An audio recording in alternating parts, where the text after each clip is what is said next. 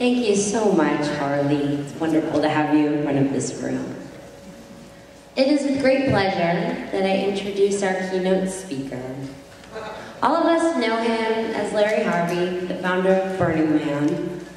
But in my 5 years of working at the organization, I've seen true demonstration of his leadership because he asks the hard questions. He helps move complex people and complex systems through uncharted territory. And he definitely prompts discourse. It's exciting to think that Larry Harvey wrote the 10 principles to describe what was happening at Burning Man so that they could be applied to regional events. That was a big turning point. It's exciting for me to think about this being another exciting turning point. We're in a new era now. Look at all of you gathered here. It's exciting to imagine what's next. Larry, thank you so much for being here. Ladies and gentlemen, Larry Harvey.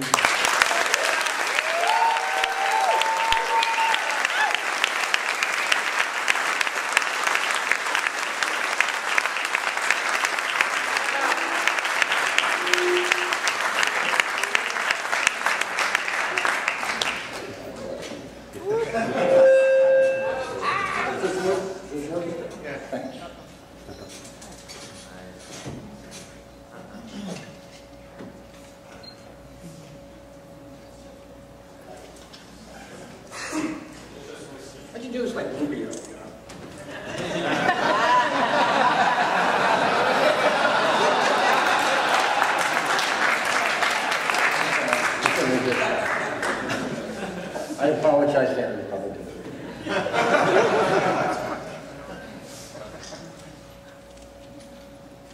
I decided to wear my hat today. Well, really, I don't actually wear it very much anymore. You know, for years people would, am I getting reverb? For years people would ask me if they could wear my hat, and I'd give it to them, and I would always say, "You really look great in that hat." In fact, I tell them the hat had a remarkable property. It made everybody who wore it look good. And I believed it. And then one day, dismally staring at my bathroom mirror, I said to myself, "You know, everybody looks good in that hat. Everybody but me." So I quit wearing it. There were other reasons, but that was one. Another origin myth. But I decided this morning to wear it for this August occasion. So I put it back on. I've come to talk to you today about the, am I the only one here in Texas? Okay, I've come to you to talk about the ethos of our culture, specifically to talk about the role of the 10 principles and about our way forward as a community. We're convened here as a body that in some sense is united by the principles. But let me ask you a question. Do any of you actually think that anyone ever came to Burning Man because of the 10 principles? Really? I mean, you know, somebody writing a doctoral thesis. I don't think much. Let me paraphrase from an essay written by Benjamin Wax, known to many of you as Caveat Magister. Is he in the room? There he is. Stand up. Is that him? How do you see it? He says, "We came to Burning Man because we sensed something happening. We felt its potential all the way down to our bones, and we were called to be a part of it. Later, maybe, we learned it has 10 principles, and we started looking at them as a way to aspire to what we had already been inspired by." He is saying that the principles do not precede immediate experience. They issue out of it. Back in 2004, in authoring the principles, I performed a little thought experiment. I took a look backward in time, and I asked myself, did these principles actually exist on David Beach? Were they in some way present at the origin of Burning Man? Not for the first time. Let me tell you the story. You're not tired of this story. I called my friend and said, let's build a man and bring him on the beach. I didn't say why. That's what reporters always ask me. Why? It's kind of embarrassing, Dave. I didn't say why because I didn't know why. It just came to me, something situated deep inside me I had to find a habitation for. Something passionate, something essential. And I wanted to share it with others, to project it out. You know that. It's called radical self-expression. Now I'm going to speed this up a little. I'll treat it like an action. We built it in a garage. We used materials that came to hand. That's radical self-reliance.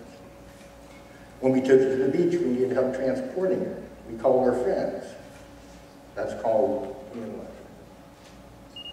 Next, we installed it near the timeline, and we set it on fire. And because it was a public place, available to everyone, strangers came running. They spontaneously joined us. There was no bar to entering our circle. What principle is that? Come on, no. Radical inclusion, that's right. Once they arrived in our midst, we really welcomed them. We felt that this burning can thing was theirs as much as it was ours. We didn't expect to get anything from them. We simply made it available to them. We said, here, it's yours. What principle is that? That's right, you already know it. And since it was a gift, they felt at ease to play with it. A woman turned up, I didn't know her, nobody knew her. The flames were shining, the wind was shining the flames to one side, and she ran up and took its hand. And somebody still has. If anybody sees that photo, let me know. And we were delighted by this. A hippie materialized out of it. He was wearing his pants on his head. He had a guitar, and he started a song about burning. And it was good. It was good at the time. We loved it. It was delightful. And I like to say that that's when the event as an enduring ritual that's happened now, 27 years in a row, it began at that at the time. Because we were so moved by the enthusiasm of strangers. It just seemed unconditional to us. And later on, I think 2 months later, I was talking to my partner Jerry, and we both knew we had to do it out all again, and I know that was liftoff.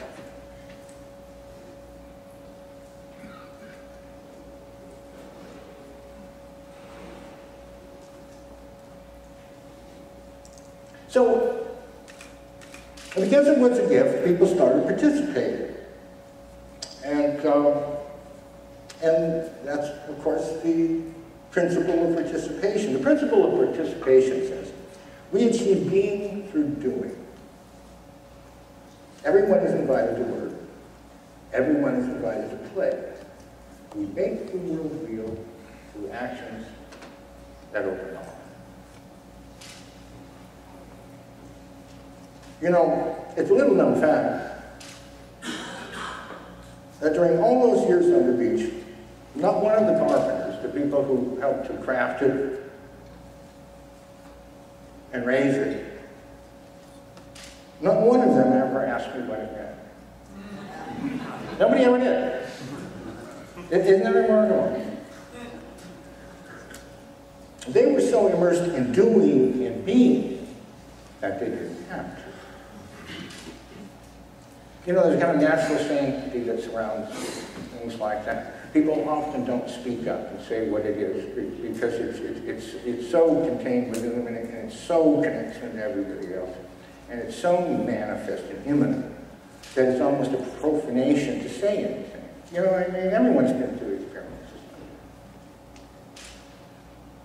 Of course, I'm not saying things, but I taught in church, or I would if I went.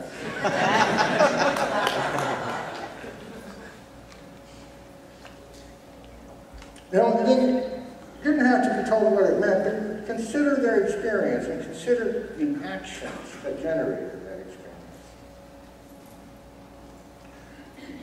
When we raised a man, this went carried into the early years in the desert too, very dramatically. As they raised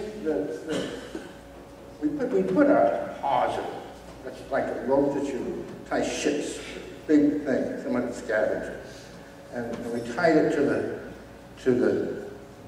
its midsection, the solar plexus. And not because we thought that was symbolic, but because that was the center of gravity.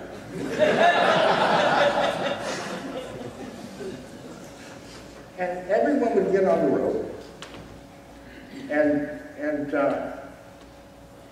as that 3/4 ton thing, what was it, 2.5 tons, I forget, it was heavy, it was big. When it would start to come up, tension would just sing along that line. It would just enter into people's bodies. And everybody was aligned together and connected with everyone else to the rope. We were all in a straight line, and that aligned with his spine.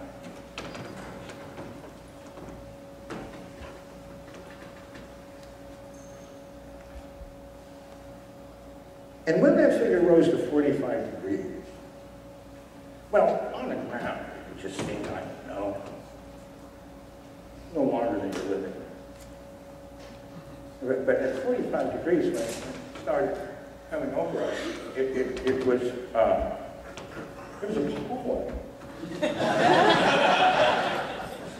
You know, it seemed to open up a certain window on a more imposing world, something that was like us, but far greater than us.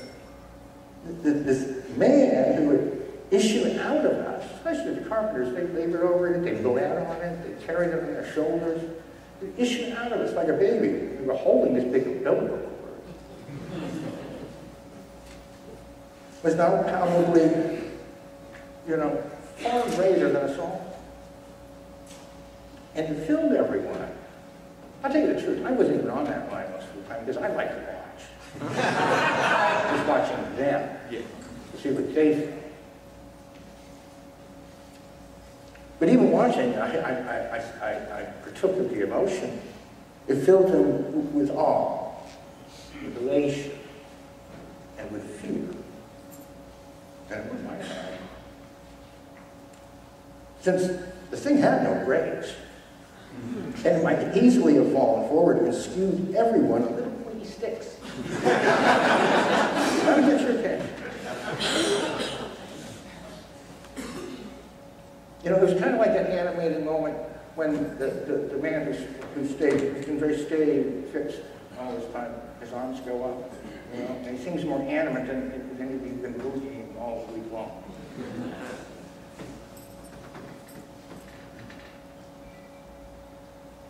So that's why these people have to ask,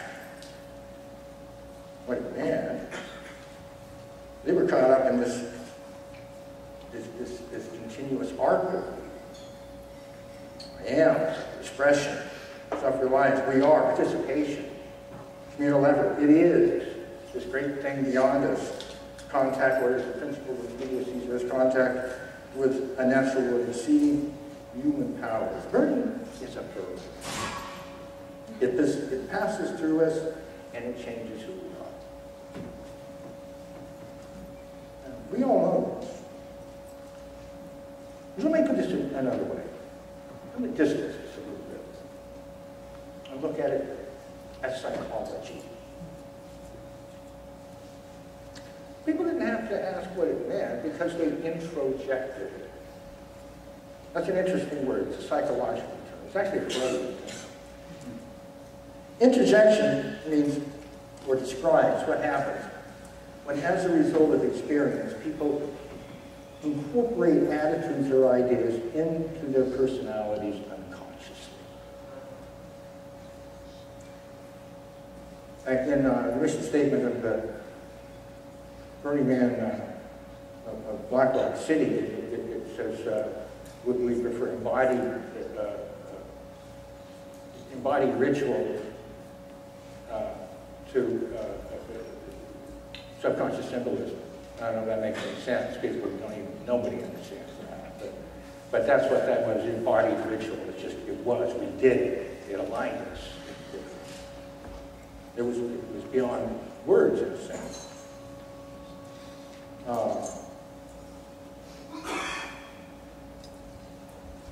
This is the kind of experience that cultures, from the beginning of time, wish you had. It's not about what you believe, it's about what you do, who you are. And yet, if that's true, I'm sure that somebody wondered, if this is all implicit in action, an inherent in experience, then why even bother to create the 10 principles? Why all this feel lost so easy? Why get subconscious about it? And furthermore, why wait until 2004 to write it down?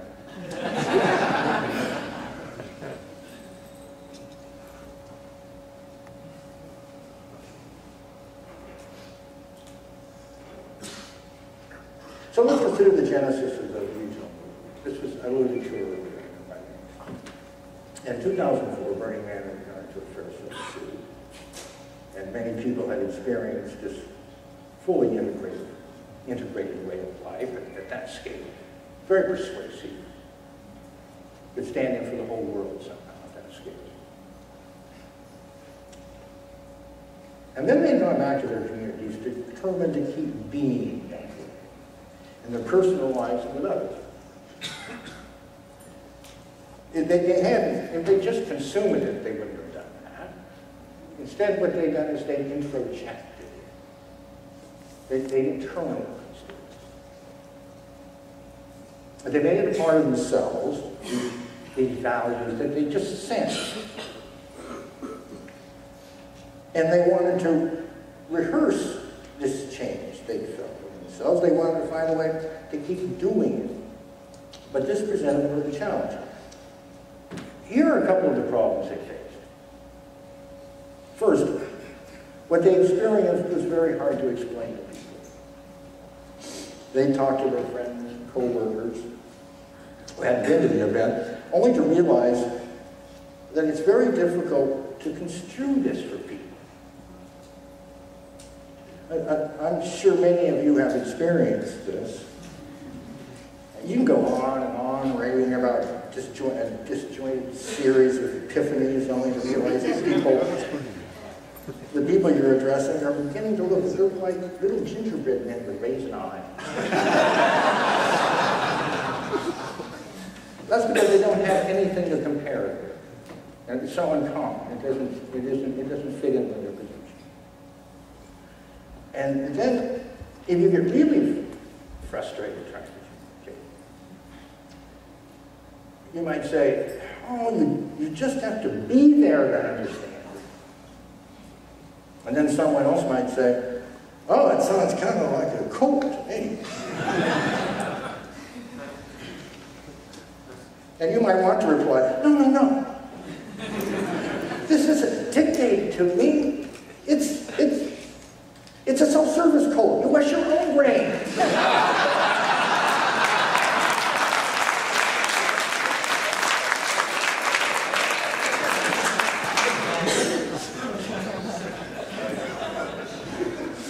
That's Michael's line.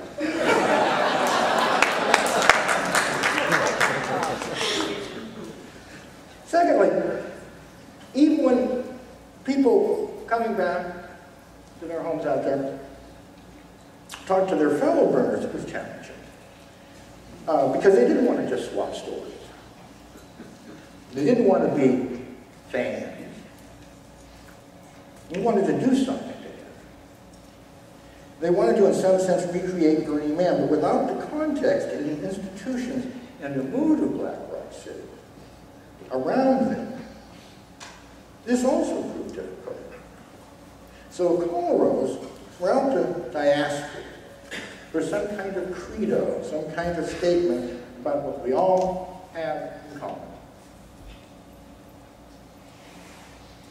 Now, all of you know that it's very hard to get your fellow burners to agree on anything.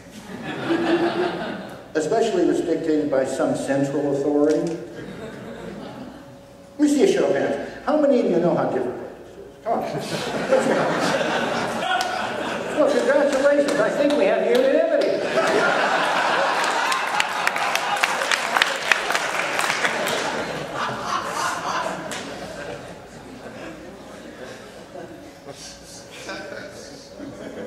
But here's the interesting thing. From the moment that the 10 principles were published, people simply inhaled them as Bible read. I mean, they were written in collaboration with some of the earliest regional contacts, but I don't know if they had that much personal sway. People just came to people and met their need like polished ivory to the bone. They just, of course, just like that. Today, there are dozens of burn pens all over the world. I want to do a movie.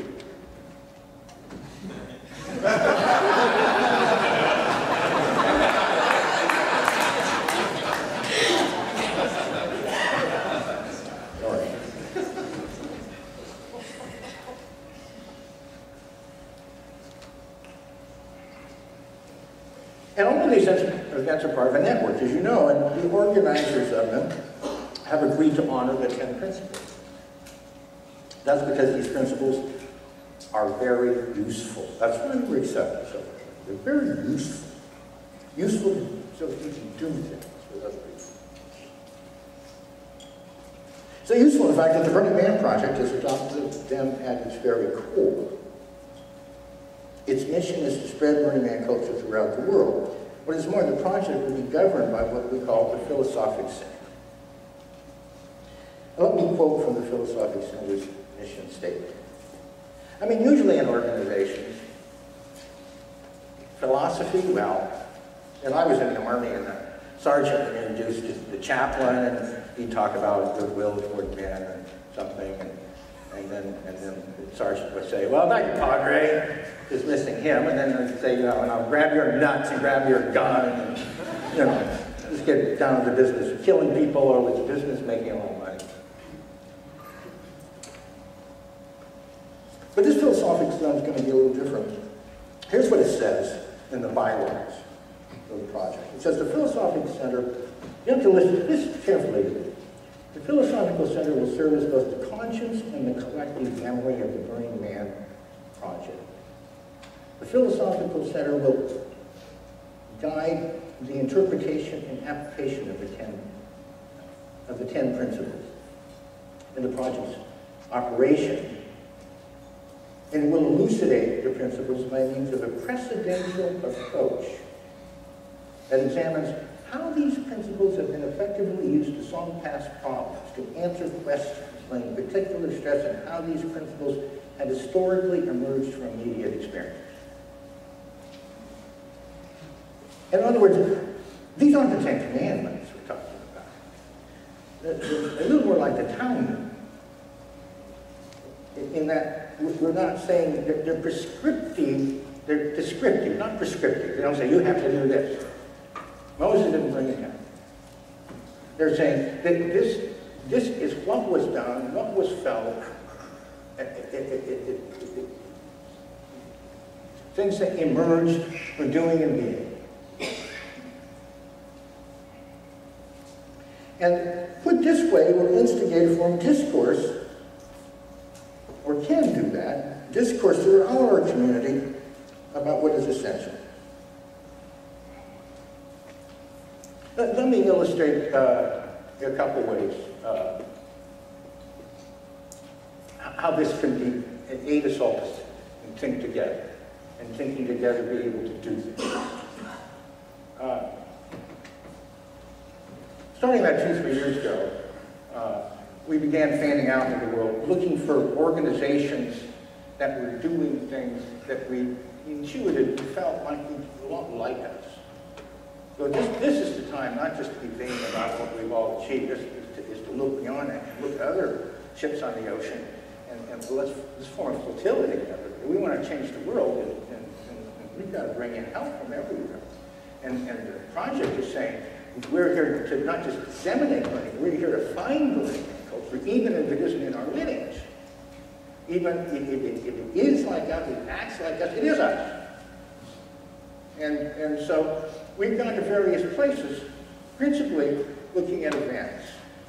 And so a couple of years ago, Mary and Vanilla and I went out, and we ended up at this place called, this festival called Fusion. Anybody ever heard of it? It's in East Germany. Fairly obscure. It's a lot like us, it turned out, on grossly looking at it. It had about the same 50,000 people who camped there, not on the grounds, but right adjacent to them.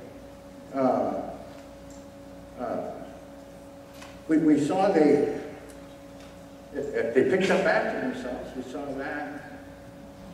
And the second day I was walking around, and I felt myself, as if my mind were performing some kind of operation. You know, I didn't know what it was, but it was some kind of methodical operation, and it was affecting how I moved, what I did, what I looked at. And it reminded me of something I experienced years before when I was a young man. I and my girlfriend lived in a rural setting on the coast of Oregon, just us and our this big white cat that adopted us. And we lived with it. And one day we were driving in a car, and I was looking out towards the scenery, and I felt like this.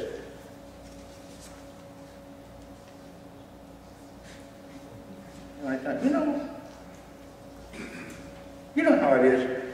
When someone has so impressed you, this happens early in life, but if you're really alive to life, it'll happen all through your life. If someone has impressed you so much that you feel yourself just trying them on, you know, being like them, and it kind of entered into your blood, in your nervous system somehow. And that's how we assemble ourselves in life, you know, through interactions with people that we love and we passionately connect with. And I thought, well, who am I imitating? And then I realized it was my cat. I had interjected my cat. And at that festival, I'm walking around, and I realized that I'm in this routine, and then I realized what it was. Now, I'm the guy who authored the principles, but I realized, you know what I'm doing? I'm going through the 10 principles here. I'm going tick, tick, tick, tick, tick. Do they do that? Do they do that? Do they do that? Do they walk like that? And maybe, I think we got a duck here. I think there are.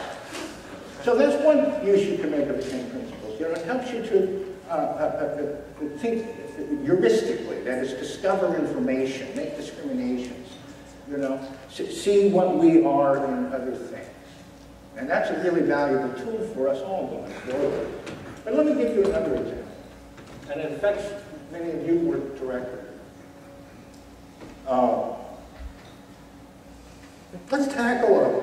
Let's use the principles to tackle a practical question that many of you face.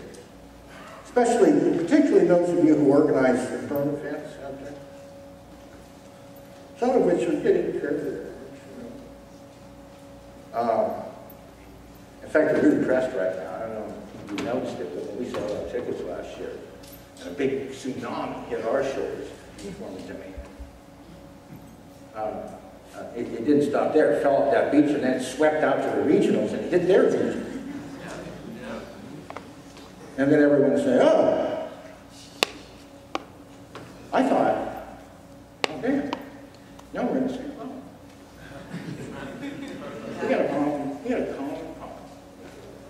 And so maybe just redefine the whole relationship.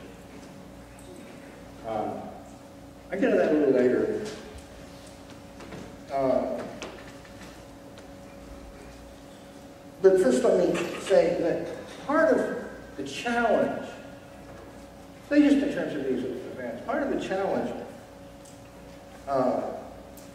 in growing is that an idea has grown up in the broader community. It says the Burning Man is anti-commercial, that we despise commerce. And, well, that's partially true. That is, it's a critique of consumer society, yes. The principle of decommodification says, in order to preserve the spirit of gift,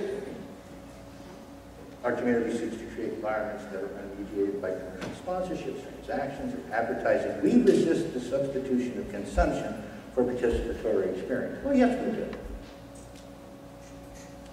But at the same time, all of you know that the Burning Man event sells tickets. That's a commercial transaction, isn't it? And some people will wag fat fingers and just say, "Oh, hypocrite."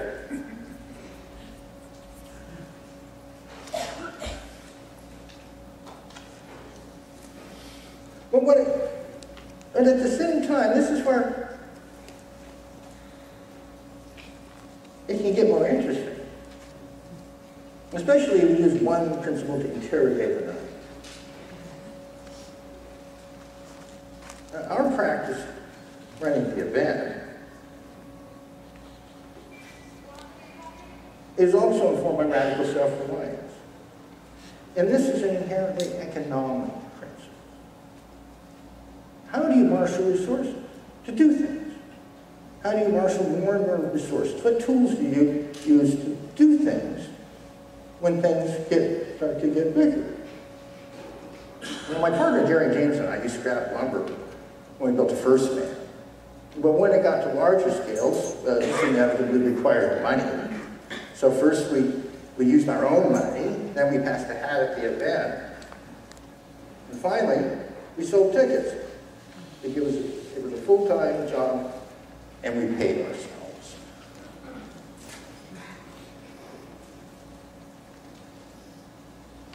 The project has adopted a fundamental rule.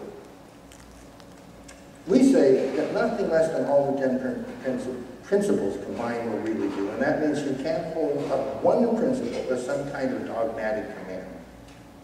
The principles have to talk. And then when I hear people say, well, I don't know, I'm not sure what the community would say about it, leave myself. Isn't it all about gifting? Yes, it's about gifting. But it's also about radical self-reliance, it's about survival. If we can't solve this problem, this distance between, well, you know, I mean, one thing the project wants to offer people who are doing events is consultation. We know what happens. You're in a milieu, and we're all together like a team camp, but then when someone takes charge and, oh, perish the thought, they're actually getting a salary, they're actually making money, and people say, well, who are you to arrogate yourself? You rise just a little up from the crowd, and then you get a lot of attention. And everybody who doesn't even show up for a meeting is ready to get on a list and tell you exactly and question, who do you think you are? We've been through that. We can offer you consultation.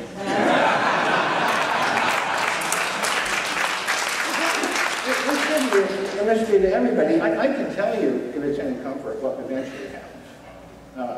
When you write ahead about people, they get fierce. And they say, I want an accounting, and you're just... And then you rise a little farther, and you know, you get to a point where they can see the soles of your shoes, and then they reach to grab and pull you down, and that's board 2.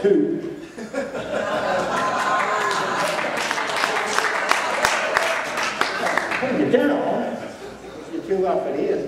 And then after a little while, if you communicate to people, if you're as good as your word, if you demonstrate integrity, if you can handle money responsibly, and if you create something that benefits, manifests everything. And finally, you've ascended so high up well, the Nan people, it's just no fun for them. They can't, the more can't hear themselves. The fun just goes out of the game.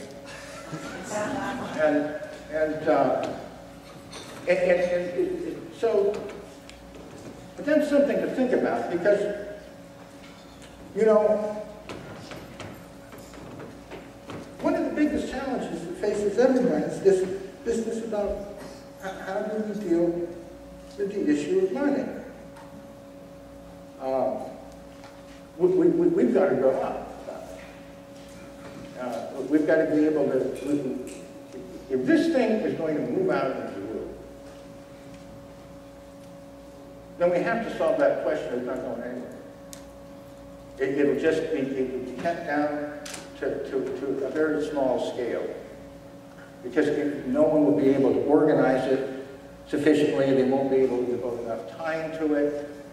You know what happens in teen camps. 1, 2, 3 people, maybe one person's doing all the work, and 10 friends and friends and friends of friends join, and pretty soon they're worked out, and then the thing breaks up. It only grows so big. But Burning Man has managed to grow large because we were put through a really strenuous course in how to run a business and how to responsibly deal with money. It's not against the pure principles of gifting and decommodification. In fact, those things wouldn't even exist if you couldn't create the context in which they could take those things could take form.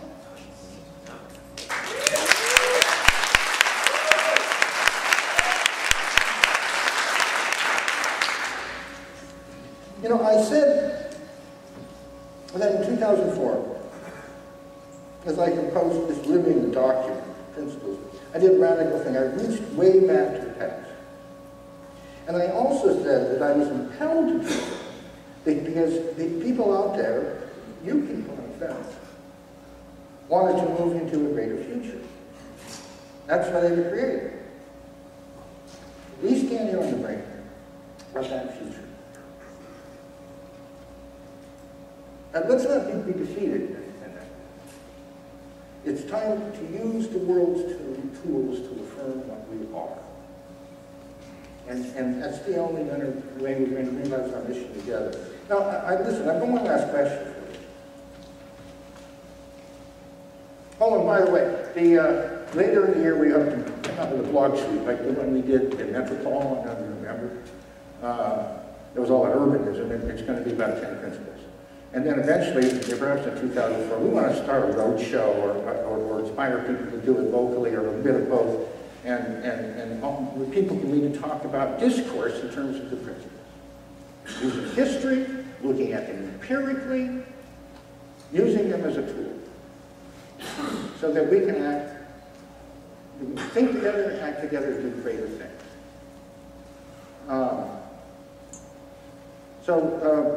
I'm not done hectoring. I do have one last question for you. How many of you saw the sport movie last night? Oh, that's great. That's great. You know, a lot of people think that Burning Man is just sort of happens. It's like the Emerald City. So as organizers, we thought we'd step out from behind the curtain and show what it takes to create that event. As an organizers, we succeeded too well sometimes, I feel. And we say, it's you do it through your interaction, and it comes from you, and it's spontaneous, and it's creative chaos, and this is all true things. But that only happens because of a lot of hard, methodical work.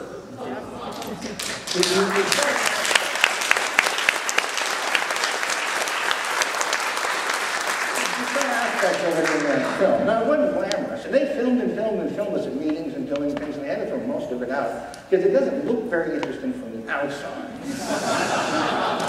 But from the inside, as it aligns you with a purpose greater than yourself, and it connects you to your co-workers and your friends And as it gives your life meaning, there's nothing like it. So we just wanted to, I urged that film be shown, and we all knew it was a good idea. Because we want you to be like us.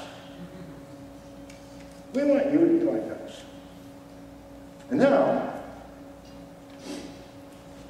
I'll take off my hat.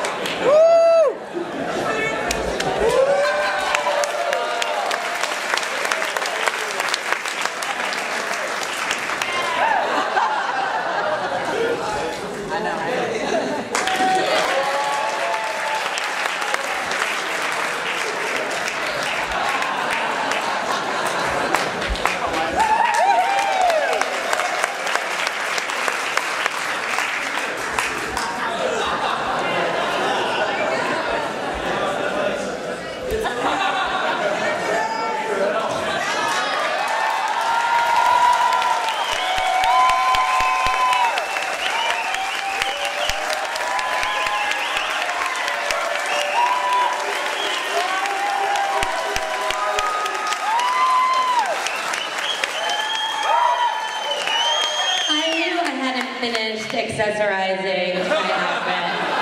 Thank you so much. It has magical properties. Thank you so much, Larry, and thank you so much, Harley. What an amazing day it's been so far. And we're excited to tell you that we're going to feed your bellies, and then we'll continue to feed your minds. You can enjoy lunch by going through that door.